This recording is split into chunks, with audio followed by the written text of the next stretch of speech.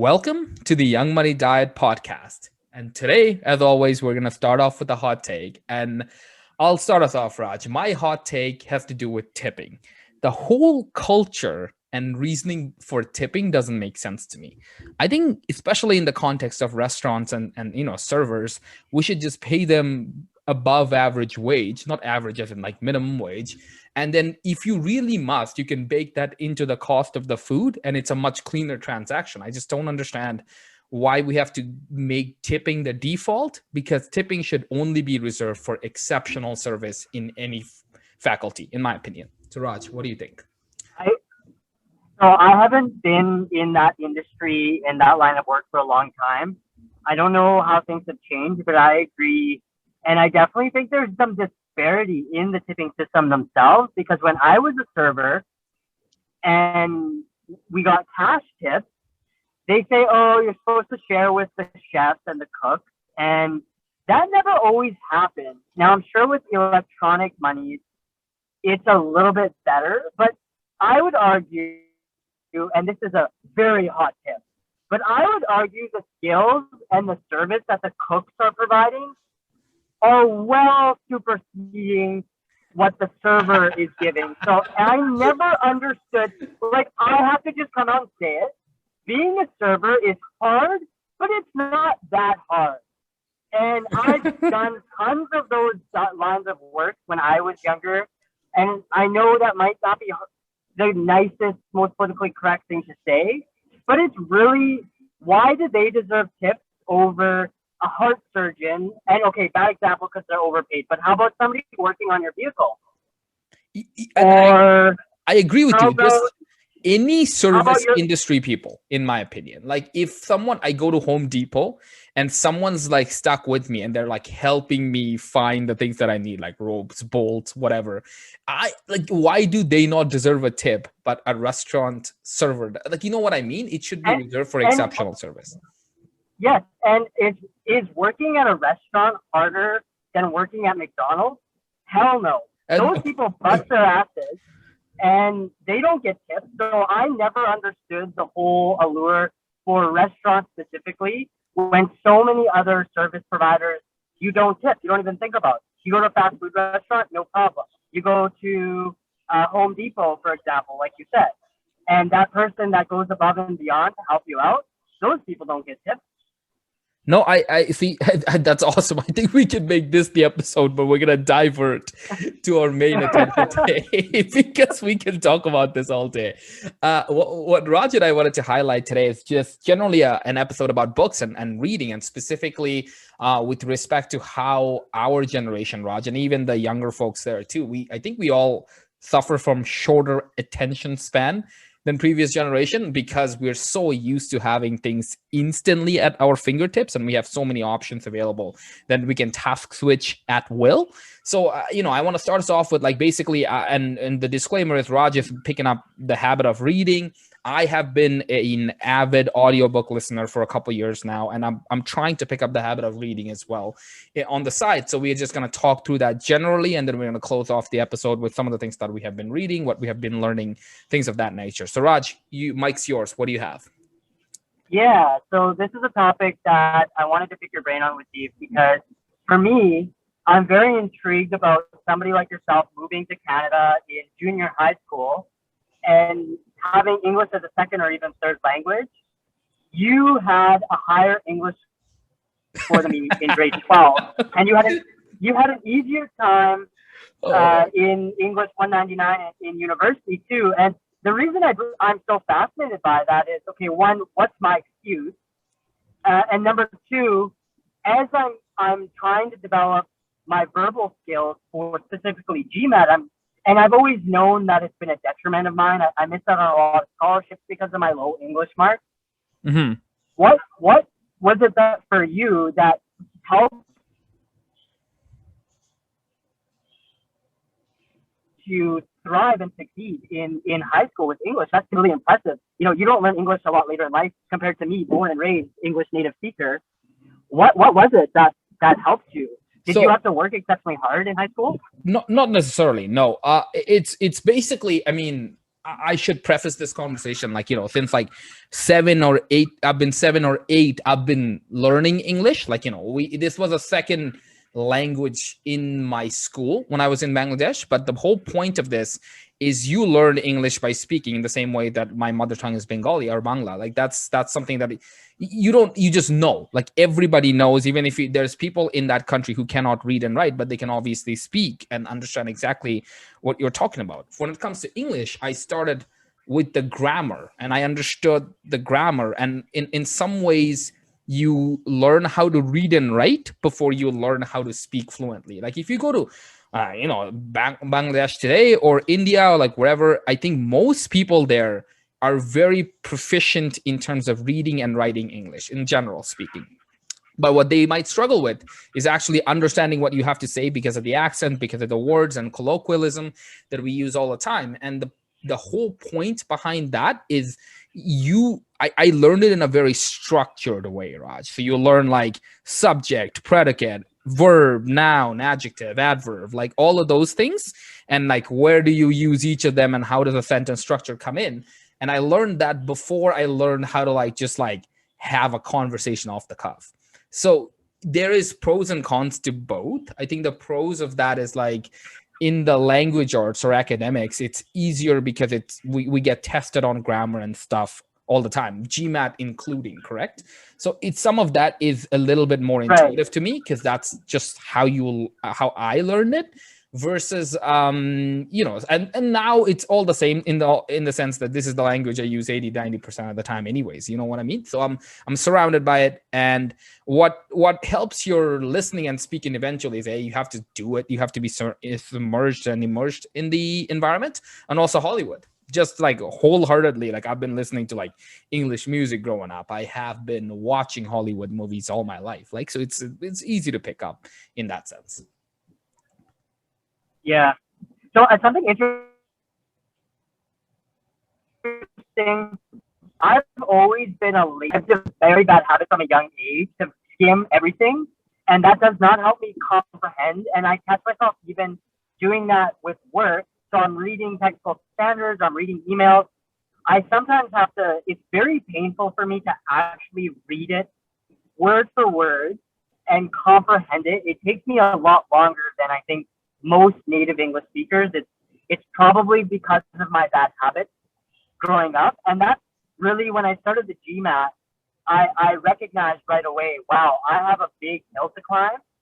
So the easiest way for me to have climbed this hill is to supplement my bad habits by starting to build better habits through just simply reading.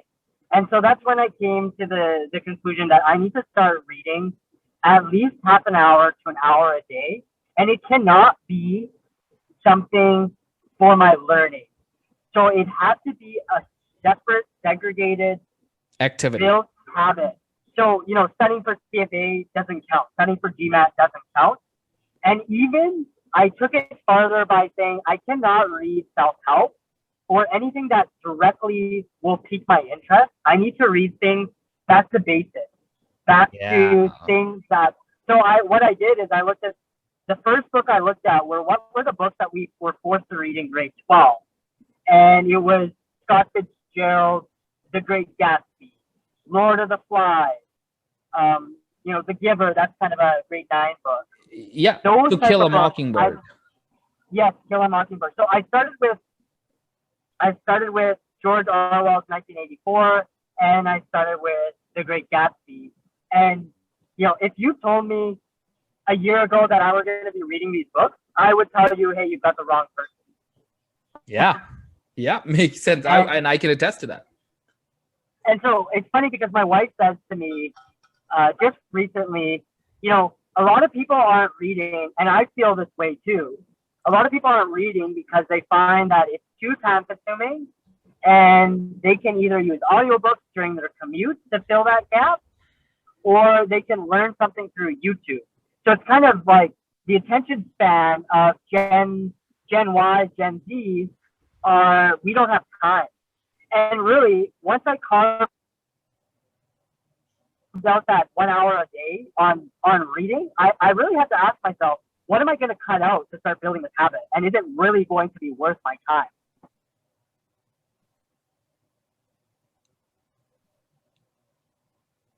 Yeah. Thoughts?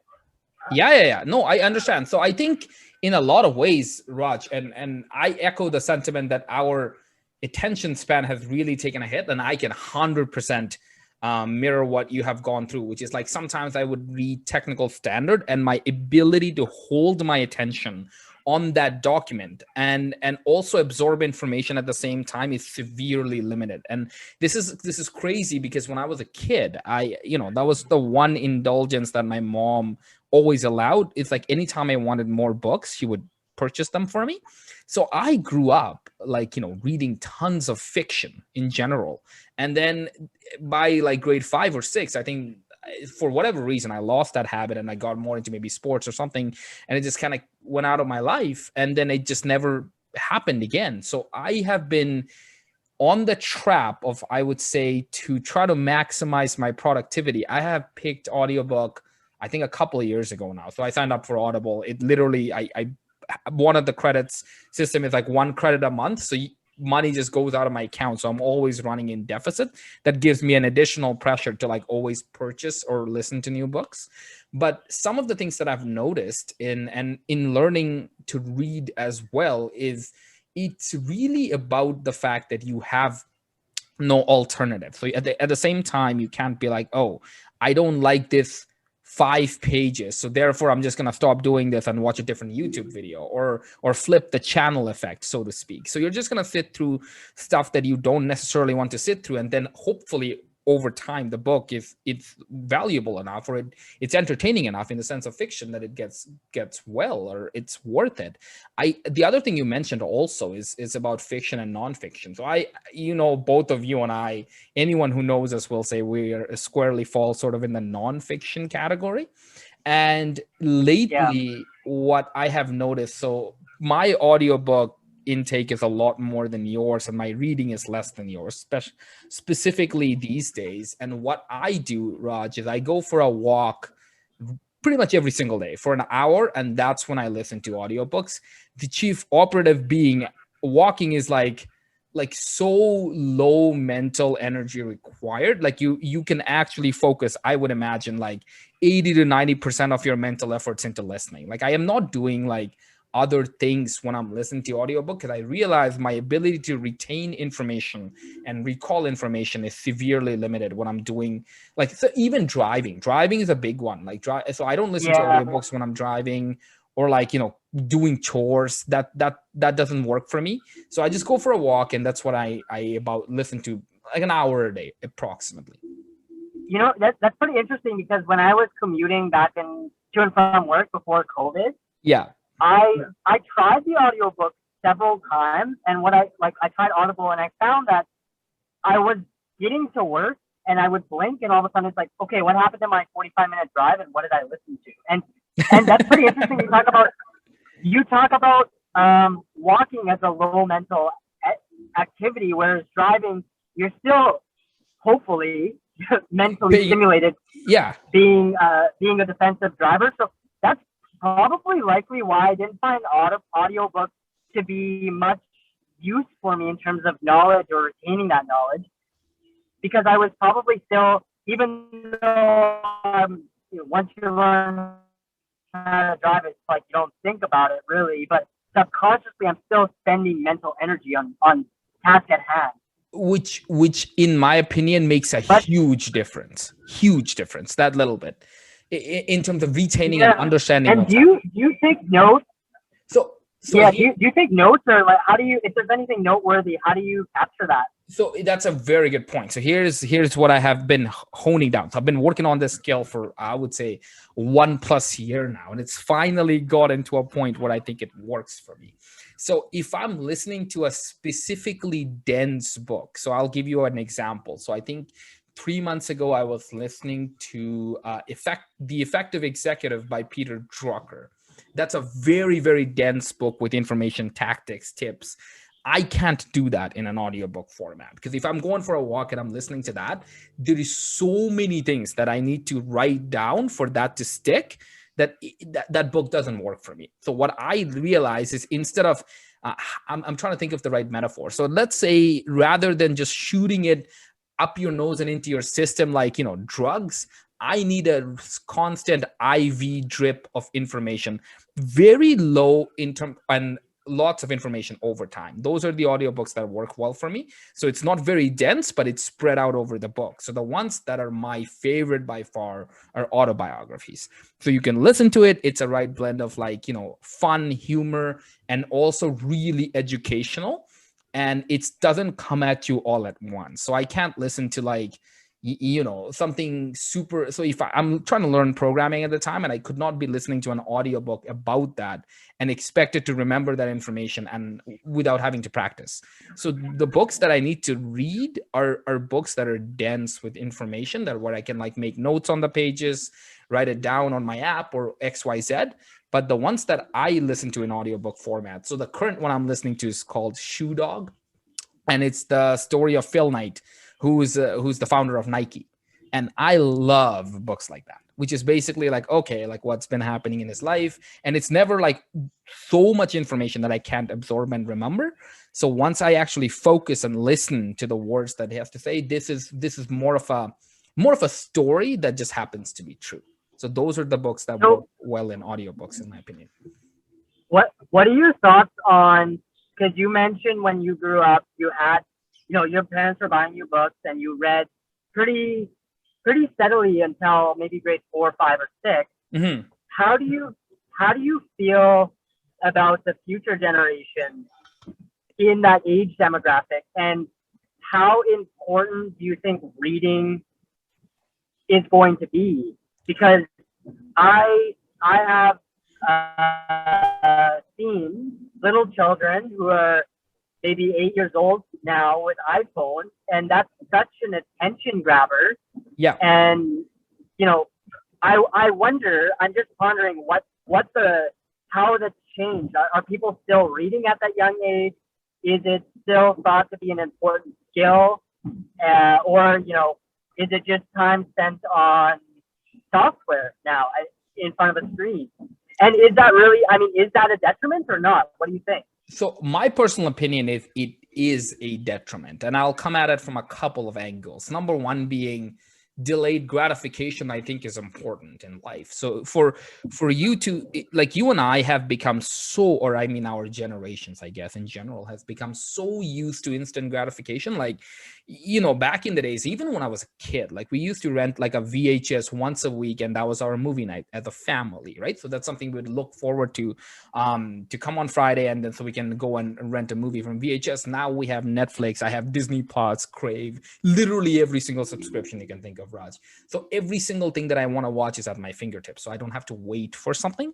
And that really sets you up for failure if you want to become, for example, let's say, an entrepreneur, because you're gonna start, or even like this podcast is a perfect example. If you and I started one episode and realized, okay, where are all our listeners, then we'd immediately set us up for failure, because sometimes there has to be a timed mechanism and delay between your outcome that you're looking for from time zero than when you started. So books are a perfect example of that, because there's, let's say, a 500-page book. You start in like your first 30, 40 pages. Maybe you're not that into it. Maybe you don't understand what's happening, but you read through, and then at the end, there's probably a satisfying ending waiting for you. That's in the fiction sense. In the non-fiction sense, it's a little bit different, but basically, I think a delayed gratification teaches you a lot, which can come from books. Boredom is another parallel too, because when you're reading a book, like, I can think of so many examples, both in reading and audiobook, when there was like a half an hour period that I was listening to, so like, oh, this is terrible. Like Promised Land by Barack Obama is fantastic in the sense that there's part of it that I loved and enjoyed, and it was awesome. And then there's part of that book when he was going through the healthcare bill that didn't jive with me. So there was 2 or 3 nights, it was like dreadful listening to him for 2 or 3 hours, that I didn't feel great about. But the whole point of that is, like, it's important in the whole context of the book. So to understand what he was going through and what his decision making skill set was and how he came to those decisions, you need to go through the part that's boring. And sitting through boring things generally affects people's creativity. And you and I don't have that skill anymore because no one's bored. Whenever you're bored, you pick up your phone. That's it, right? It's funny you mentioned creativity too, because I'm sure there's statistics that explain, watching TV just diminishes creativity opposes to reading.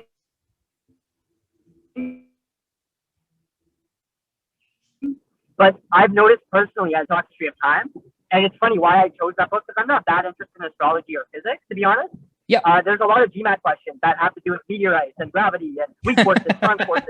And I thought, okay, I better just not learn anything about astrology, but learn to stomach the straight boredom.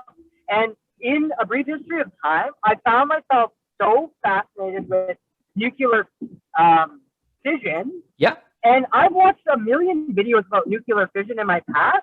And it was never interesting. Now I have a very fundamental understanding of it because I was forced to visualize it and comprehend it through no pictures, and I have to put the effort in. And I actually have solidified at a very, very, very high level nuclear fission, even though I've watched YouTube videos on it before. I've had people explain it to me before. I've seen it before. But reading A Brief History of Time helps me learn it better. I am so glad that you brought that up, because I remember one of the very early books, like a couple years ago, that I was listening to was called Moonwalking with Einstein. And the book was specifically about memory techniques. And it relied on, basically you make a memory palace. So you go through rooms in your house and you imagine crazy things like an elephant, balancing on a bowling ball, but the elephant has your phone number written on it. So that's easier to visualize than to just randomly trying to memorize 10 digits. Here's where I was struggling. My ability to imagine crazy things was severely limited. And that is likely because in the last 10, 15 years of my life, all my imaginations has been done by CGI, or all the things that have been on YouTube or TV. Someone has done the work for me. I just absorbed the end product. You know what I mean, Raj? So for you to generate that based on something that you read, and for you to visualize what that could look like, will be 5 to 10 times more effective in terms of retaining and learning that information than to just on the surface watch a video or just look at a photo or a schematic. So I can understand that. Yeah, and one thing, the Tim Ferriss has all these hacks on how to speed read, and he's like, you should read 60 million books a year. And so I think before I started, I was really concerned with volume and quantity over quality. Yeah. And it doesn't matter how fast or slow you read. I'm a very slow reader, but I canceled my Netflix subscription, and I put my screen time right on the front face of my phone. So it's right in my face when I'm on my phone. It's like, you've been on your phone for 2 hours today. Oh, wow. And I put a goal saying, okay, if I can be on my phone for this long, I can put it down and read. There's no excuse. And that's really all it took. And I've really surprised myself on how many books I've actually been able to go through in a short period of time with my very weak reading capabilities from the start, and how much improvement I've had over just 6 months. And I'm really doing it not to show I've read X amount of books. It's really for me to improve my verbal and improve my patience and creativity. That was the goal I set front. And I think people underestimate on their phone or watch, and they get overwhelmed with a 200-300 page book because they're going to think, oh, it's going to take me so long. You shouldn't worry about how long it's going to take you. And I agree. When I started with small books because you want that gratification. You don't want to start with a 700-page dense book and never finish it, because that's not going to help you foster that. Yeah. So I started with, Gatsby is not that long of a book. Orwell's 1984 is not that long. Brief History of Time. I started with 200-300-page books, and then I'm like, you know what? I'm ready for Sapiens. It's a little bit longer. Yep. I've got the attention span, and I'm not going to get discouraged halfway through thinking, oh, I'm a week into this, I'm not finished. Yeah, no, I agree with you. I can completely echo that sentiment that you start with a bite-sized piece and then that helps you build the habit until you have the habit. Don't like the first day you don't climb Mount Everest on day one. You climb the hill in the back of your house and you start from there. So Raj, I think we never really got into the specific books that we're reading, but we can table that for a different episode, Raj, because at the moment I think we had a great discussion about why reading is just important in general. So we'll start to close that off the episode at that. And always remember to stay hungry. And read and stay humble. Thank you very much. Talk to you later.